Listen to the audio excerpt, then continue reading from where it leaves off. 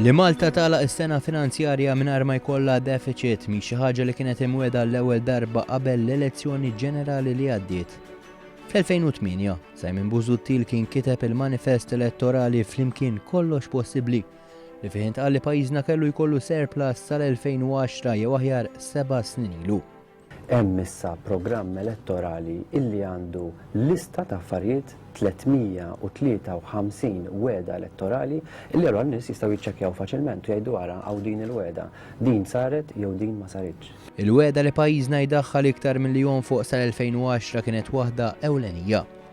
Issa jiena diġà għamilt id-dikjarazzjoni l-bieraħ u nerġa' nirrepetiha, it-target tagħna hu li sal-2010 pajjiżna ma jkunx qed jitkellem iżjed fuq deficit imma fl-2010 nagħlqu l-budget b'surplus, jiġifieri daqshekk deficit.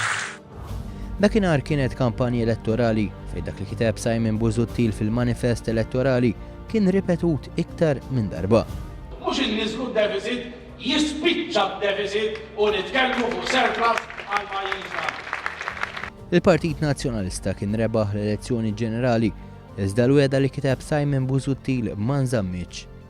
5 snin ta' gvern nazzjonalista raw id-deficit ta' pajjiżna jaqbes il-200 miljun euro ta' kull sena.